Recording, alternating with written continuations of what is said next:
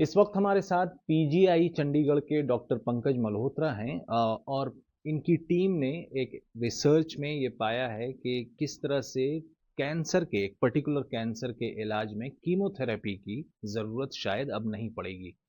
क्या है वो रिसर्च, कैसे इन लोगों को या मरीजों को या उस पर्टिकुलर कैंसर के मरीज को इससे फ़ायदा हो सकता है और आगे क्या-क्या इस रिसर्च में बातें सामने आएँगी, इसके लिए हमारे साथ डॉक्टर पंकज मल्होत्रा जुड़े हैं। Sir, thanks for speaking to अस।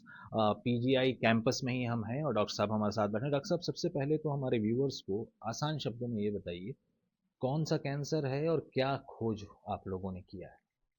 धन्यवाद। सो ब्लड के कैंसर को जब हम बात करते हैं तो ये कई प्रकार के ब्लड कैंसर्स होते हैं। तो हम सभी ब्लड कैंसर्स को इक्वेट नहीं कर सकते, सभी को हम बराबरी पे नहीं रह सकते।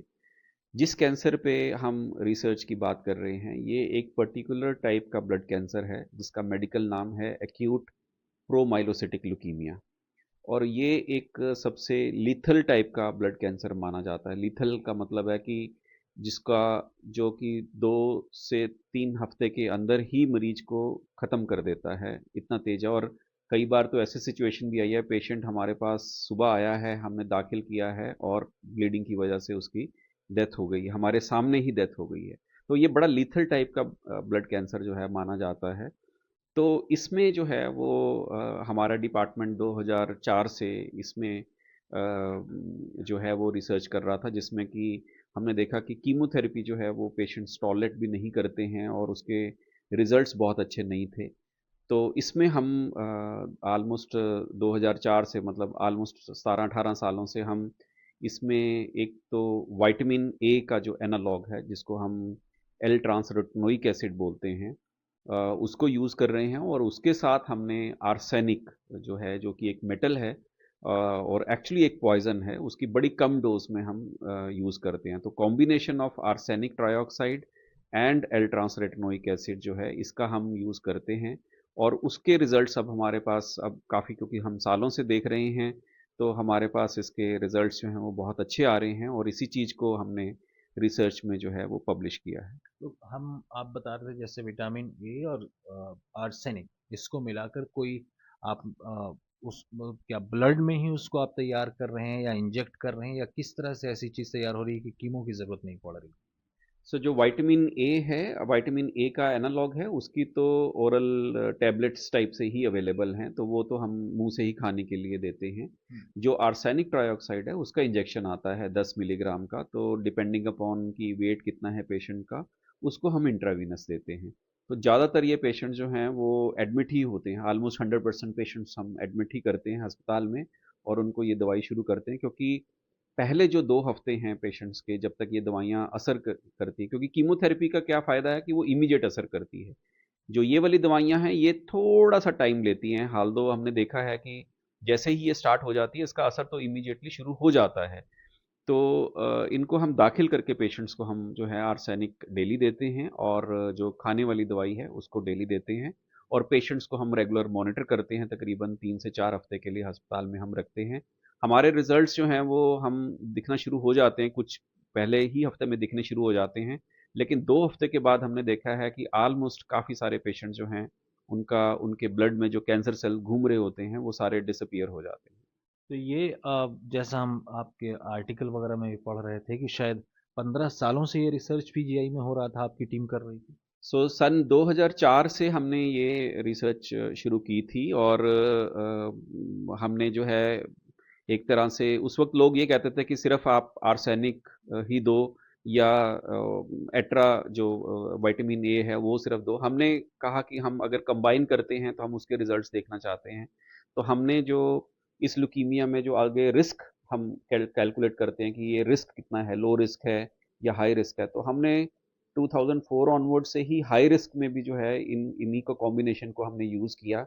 और बिना कीमोथेरेपी के ही हमने देखा कि ये पेशेंट्स जो हैं ये दवाइयों को रिस्पॉन्ड करते हैं। थोड़ा सा चैलेंजेस तो आते हैं, बट हमारी टीम अब इसमें काफ़ी ट्रेंड हो चुकी है कि हमने किसी भी पेशेंट में कीमोथेरेपी यूज़ नहीं की है और सिर्फ आर्सेनिक से ही और इसी से अल्ट्रा से हमने कॉम्बिनेशन से ही पेशेंट्स को मैनेज किया है। और जो रिजल्ट्स हैं वो तकरीबन हम 250 से ऊपर पेशेंट्स हो चुके हैं जिसमें कि ऑलमोस्ट जो 90% से ऊपर जो हैं पेशेंट्स वो क्योर हो गए हैं। परमानेंट क्योर की हम बात कर रहे हैं कि अगर वो अपना ट्रीटमेंट पूरा कर लेते हैं, जो भी जैसे जैसे हमने बताया जो प्रोटोकॉल बना होता है, तो वो अगर वो पूरा करते हैं तो क्योर रेट जो है वो 90% से ऊपर है। दो चीज़ डॉक्टर साहब, ये जो 250 पेशेंट्स आप बता रहे हैं जिनको आप लोगों ने अंडर ऑब्जर्वेशन रखा, ये किस स्टेज पे थे मैक्सिमम ब्लड कैंसर के, और कितने दिन देने के बाद आप लोग इस कंक्लूजन पे पहुंचे कि अब ये दवा जो है, जो रिसर्च में आई है, ये कारगर साबित हो रही है? सो जो पेशेंट्स तो मैंने जैसे बताया कि ये सभी के सभी सीरियस होते हैं जब भी आते हैं, हमारी इमरजेंसी में ही ज़्यादातर पेशेंट्स आते हैं, बहुत कम पेशेंट्स हैं जो ओपीडी में आए। तो ज़्यादातर ये पेशेंट सभी एडमिट ही होते हैं। तो हमारे पास आप लगा लो कि साल के जो हैं वो कोई 15 से 20 पेशेंट्स जो है ना इसके आते हैं। हर महीने हमारे पास दो तीन पेशेंट्स इस बीमारी के आ ही रहे हैं। तो 2004 में हमने अपनी पहले प्रीलिमिनरी फाइंडिंग्स को पब्लिश किया। जब हम ये पब्लिश करते हैं तो इसका मतलब ये होता है कि हम बाकी दुनिया से चाहते हैं कि देखो हमने ये काम किया है, आप बताओ कि कोई इसमें गलती है या कोई इसमें कोई प्रॉब्लम है। तो ऐसा किसी ने नहीं बताया। वो हमने सन 2006 में या 7 में पहली बार हमने सिर्फ कुछ पेशेंट्स का ही हमने ये रिसर्च पहले पब्लिश की। लेकिन अब हमारे पास पिछले 15 साल का सॉलिड डेटा है जिसके बेसिस पे हम क्लियरली बोल सकते हैं कि इवन हाई रिस्क जो पेशेंट्स हैं उनमें भी हमें कीमोथेरेपी की ज़रूरत नहीं है, और उनको भी इन्हीं दवाइयों से ही बिना कीमोथेरेपी के ही ये पेशेंट्स ठीक हो सकते हैं। एक आखिरी सवाल डॉक्टर साहब कि अब इसमें आगे क्या, आप रिसर्च बता रहे थे कि इसमें आगे भी कुछ ऐसा आप लोग खोज कर रहे हैं या रिसर्च कर रहे हैं जिससे अस्पतालों में जो नंबर ऑफ पेशेंट्स हैं उनके ऊपर भी कमी आएगी, कि नंबर जो मरीज हैं वो भी कम होंगे, फिर बेड्स भी फ्री होंगे, वो कौन सा रिसर्च? सो अभी जो नेक्स्ट हमारा टारगेट है वो ये है कि हम चाहते हैं कि आर्सेनिक का जो इंजेक्शन है वो इंजेक्टेबल है, इंजेक्टेबल आर्सेनिक ट्राइऑक्साइड है। तो हम ये चाहते हैं कि आर्सेनिक जो है वो अगर ओरल फॉर्म में मिल जाए अगर हमें, तो उसमें ये है कि शुरू के हम 2 को हफ्ते रख के पेशेंट को, जब हमें लगता है कि पेशेंट सब थोड़ा सा ठीक हो रहा है, तो हम उसको आर्सेनिक, ओरल आर्सेनिक दे के घर भेज सकते हैं। तो उसका फ़ायदा ये है कि पेशेंट्स तो ठीक, ऑब्वियसली जब ठीक होगा तभी हम भेजेंगे घर। तो 2 को हफ्तों में, 2 से 3 हफ्तों में अगर वो घर चला जाएगा तो बहुत फ़र्क पड़ता है, पेशेंट को एक कॉन्फिडेंस आता है, घर में डाइट उसकी अच्छी होती है। अस्पताल में बेड फ्री होगा तो हम और पेशेंट्स को एडमिट कर सकते हैं। तो ये एक आगे फ्यूचर हम जो है ना होपफुली इस साल अगर हमें मिल जाएगा, तो उसको भी हम जो है टेस्ट करके इसके साथ देखेंगे कि अगर उसके भी रिजल्ट्स हमें सेम मिलते हैं। और एक आखिरी सवाल डॉक्टर साहब, ग्लोबल हेल्थ कम्युनिटी या जो मेडिकल प्रोफेशनल्स हैं या जो कैंसर सोसाइटीज़ हैं, उसका क्या रिस्पॉन्स है? क्योंकि शायद ये एक ब्रिटिश जर्नल में आपकी रिसर्च छपी है, और कितने लोग थे आपकी टीम में जिन्होंने रिसर्च? सो सन 2000 से टीम मेंबर्स तो ऐड होते रहते हैं, और फेलोज रेजिडेंट्स हैं वो करके निकलते रहते हैं, तो उनकी ट्रेनिंग जो है साथ साथ होती रहती है। और सबसे इम्पॉर्टेंट चीज़ इसमें डायग्नोसिस का होता है। तो जो हमारी लेबॉर्ट्री वाले हैं उनका बहुत इम्पोर्टेंट रोल है, क्योंकि ये इसका जैसे ही ये ल्यूकीमिया, तो जैसे मैंने बताया ना बड़े सारे ब्लड कैंसर तो बड़े सारे हैं, और उसमें एक पर्टिकुलर टाइप का ये कैंसर है और उसके लिए एक टेस्ट होता है। तो हमें उस टेस्ट की रिपोर्ट जितनी जल्दी मिलती है, बड़ी बड़ी बार तो सिचुएशन ऐसी हुई है कि लेबॉर्ट्री ने हमें फ़ोन करके बताया कि अच्छा ये आपका वही वाला बीमारी आ रही है, पेशेंट नहीं है हमारे पास, उसने टेस्ट करा के वो चला गया, या इमरजेंसी में कई बार रश होता है तो चला गया। हमने घर से कॉल किया है पेशेंट को कि आपका ये वाला कैंसर निकला, प्लीज़ आप आइए, और क्योंकि ये ठीक हो सकता है तो हमने फ़ोन करके बुलाया है, उनके लिए बेड क्रिएट किया है। नहीं तो आपको पता है बेड्स की कितनी सिचुएशन ख़राब होती है पीजीआई में। तो हम इन पेशेंट्स को, क्योंकि ये ठीक हो सकते हैं, तो इनको हम जो है वो कई बार फ़ोन करके भी हमने बुलाया है। ग्लोबल लेवल पे आर्सेनिक को जो है, आर्सेनिक अगर आप आम भाषा में पूछो तो देखो पॉइज़न है आर्सेनिक तो। आपने सुना होगा कि ज़मीन के अंदर आर्सेनिक है तो वो कैंसर करता है। लेकिन यहाँ पे हम जो यूज़ कर रहे हैं बड़ी कम डोज़ हम आर्सेनिक की यूज़ कर रहे हैं। तो थोड़ा-सा ग्लोबल लेवल पे पहले आर्सेनिक का इतना एक्सेप्टेंस नहीं था कि ये बीमारी को ठीक कर सकता है। अभी भी कुछ लोगों का बिलीव है कि नहीं, आप दे रहे हो तो कुछ सालों के बाद जाके पेशेंट को मुश्किल होगी। लेकिन अब हमारे पास पिछले 15 साल का जो डेटा है उसमें हमने हमने बल्कि ये भी देखा है कि जिन लोगों की मैरिज हुई हुई थी लेकिन बच्चे नहीं थे, तो उन्होंने आगे बच्चे किए, जब ठीक होके आगे फैमिली उन्होंने की, बच्चे किए, तो बच्चों में कोई प्रॉब्लम नहीं है, उनकी डिलीवरी के टाइम पे कोई प्रॉब्लम नहीं आई, उनको प्रेगनेंसी के टाइम पे कोई प्रॉब्लम नहीं आई। तो ये वाली भी रिसर्च हमने जो है अभी रिसेंटली जनवरी के महीने में पब्लिश की है कि अगर हम इन पेशेंट्स को दिया है ट्रीटमेंट पूरा खत्म होने के बाद, इन्होंने अपनी नॉर्मल ज़िंदगी व्यतीत कर रहे हैं, नॉर्मल प्रेगनेंसी है लेडीज़ की, नॉर्मल बच्चे पैदा हुए हैं उनके। तो ये एक बड़ा सॉलिड पॉइंट है कन्विंस करने के लिए सभी लोगों को कि ये जो ट्रीटमेंट है, ये एक इफ़ेक्टिव फॉर्म ऑफ ट्रीटमेंट है, क्योंकि हमने क्योर रेट भी दिखा दिया 15 सालों में, और ये भी दिखा दिया है कि कोई बॉडी पे कोई लॉन्ग टर्म उसका कोई साइड इफ़ेक्ट नहीं है। ठीक है, तो और भी जो कैंसर के कह सकते हैं वैरायटी है या जो उसमें भी ऐसे चांसेस हैं रिसर्च में कि बिना कीमो के उसमें भी, जैसे आप आर्सेनिक की बात कर रहे हैं कि जहर को एक दवा के तरह से आप लोगों ने रिसर्च करके देख हुँ। लिया कि कितनी क्वांटिटी की ज़रूरत हो सकती है। तो क्या दूसरे जो कैंसर के वैरायटी कह लें या जो है उसमें भी ऐसा हो सकता है कि कीमो की ज़रूरत ना पड़े? क्योंकि कीमो तो आजकल बेसिक कैंसर का एक ट्रीटमेंट माना जाता रहा है।